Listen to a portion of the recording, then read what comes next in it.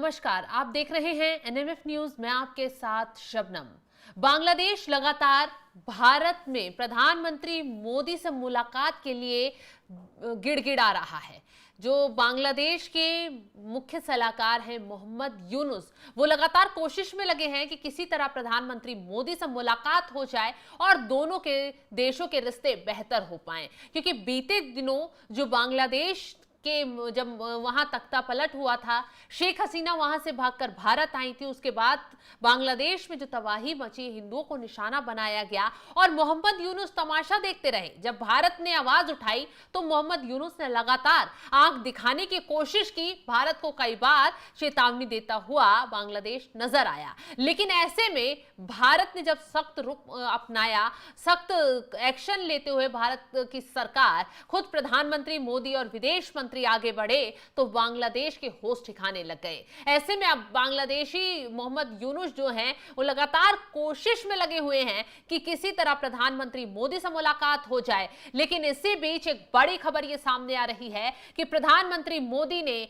बांग्लादेश को एक चिट्ठी लिखी है और उस चिट्ठी में कहीं ना कहीं बांग्लादेश की परतें और जो बांग्लादेश में इस वक्त हो रहा है उस पर तंज कसते हुए निशाना साधने की कोशिश की है। प्रधानमंत्री मोदी की तरफ से एक चिट्ठी जो है वो बांग्लादेश के अपने स्वतंत्रता दिवस यानी 26 मार्च को देखकर लिखी गई है। ये दिन 1971 में उस ऐतिहासिक क्षण को बताता है जब भारत की सैन्य सहायता के बदौलत बांग्लादेश पूर्वी पाकिस्तान से अलग होकर एक स्वतंत्र देश बना था। पीएम मोदी ने इस चिट्ठी में इतिहास का जिक्र किया है और 1971 के बांग्लादेश मुक्ति संग्राम की अटूट भावना को भारत बांग्लादेश के मजबूत संबंधों की नींव बताया और सूक्ष्म रूप से बांग्लादेश को उसकी स्थापना में भारत की भूमिका को भी याद दिलाया। प्रधानमंत्री मोदी ने अपने पत्र में बांग्लादेश मुक्ति संग्राम का जिक्र उस समय किया है जब भारत के इस पड़ोसी देश में बंगबंधु शेख मुजीबुर रहमान की विरासत को मिटाने की कोशिश की जा रही है। बांग्लादेश में पिछले 5 अगस्त को कथित क्रांति के बाद शेख हसीना को सत्ता से हटाने के बाद शेख मुजीबुर रहमान से जुड़े प्रतीकों चिन्हों पर हमले हुए हैं, क्योंकि वहां पर मोहम्मद यूनुस ने वहां की जो सत्ता है उसको अपने हाथ में लिया और उसके बाद जो वहां बवाल देखने के लिए मिला। और सबसे बड़ी बात तो है, मोहम्मद यूनुस हाथ पर हाथ रखकर तमाशा देखते रहे, वहां खुलेआम हिंदुओं को निशाना बनाया गया, लेकिन मोहम्मद यूनुस की तरफ से कोई सख्त कदम नहीं उठाया गया। वहीं अब बांग्लादेश स्थित भारतीय उच्चायोग द्वारा साझा किए एक संदेश में प्रधानमंत्री मोदी ने बांग्लादेश के उन लोगों को शुभकामनाएं देते हुए लिखा और कहा, ये दिन हमारे साझा इतिहास और बलिदान का प्रमाण है जिसने हमारी द्विपक्षीय साझेदारी की नींव रखी है। दोनों देशों के बीच गहरे संबंधों को स्वीकार करते हुए उन्होंने कहा, बांग्लादेश के मुक्ति संग्राम की भावना हमारे संबंधों के लिए मार्गदर्शक बनी हुई है जो कई क्षेत्रों में फली फूली है और सहयोग और हमारे लोगों को ठोस लाभ पहुंचा है। हम शांति, स्थिरता और समृद्धि के लिए अपनी साझा आकांक्षाओं और एक दूसरे के हितों और चिंताओं के प्रति पारस्परिक संवेदनशीलता के आधार पर इस साझेदारी को आगे बढ़ाने के प्रतिबद्ध हैं।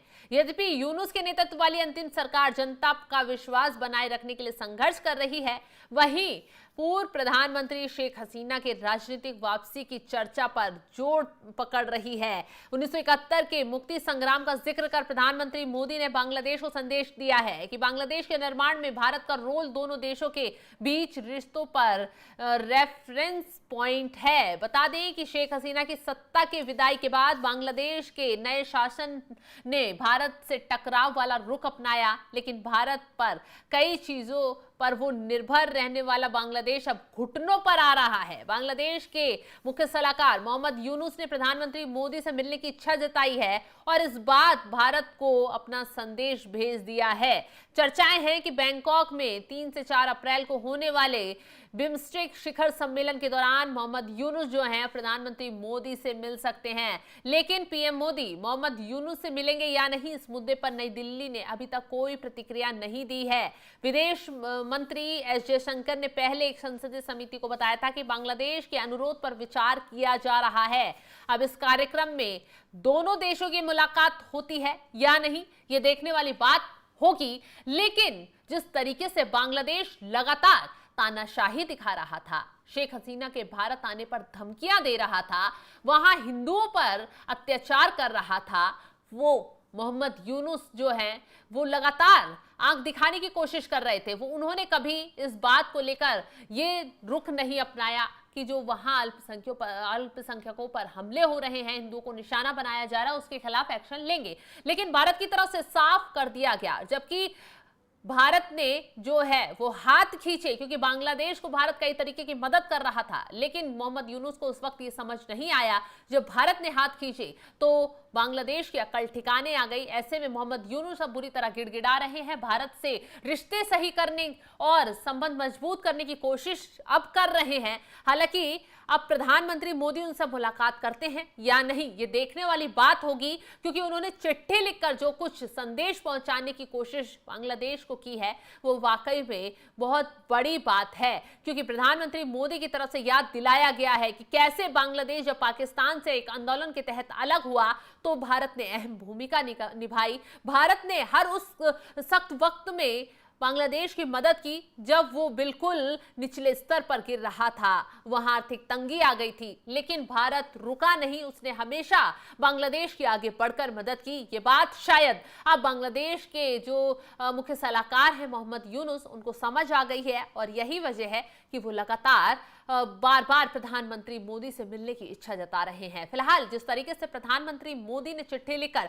बांग्लादेश की आंखें खोलने का काम किया है, उस पर कई तरीके की प्रतिक्रियाएं भी सामने आ रही हैं। कुछ लोगों की तरफ से यह भी कहा जा रहा है कि बांग्लादेश को अब उसे अकल सिखानी चाहिए, भारत की तरफ से कोई मदद नहीं करनी चाहिए, क्योंकि बांग्लादेश ने बीते दिनों से जो हरकत की है वो वाकई बर्दाश्त करने लायक नहीं है। बांग्लादेश ने लगातार हिंदुओं को निशाना बनाया, वहां अत्याचार किए गए, महिलाओं को टारगेट किया गया, मंदिरों को तोड़ा गया, और सबसे बड़ी बात तो यह है कि बच्चों को भी नहीं छोड़ा गया। बांग्लादेश में तानाशाही की जो तस्वीर बीते दिनों देखने के लिए मिली वो वाकई भयभीत करने वाली थी, वो वाकई डरावनी तस्वीर थी। हालांकि मोदी सरकार की तरफ से हिंदुओं पर हमले को लेकर एक्शन के लिए आवाज उठाई गई।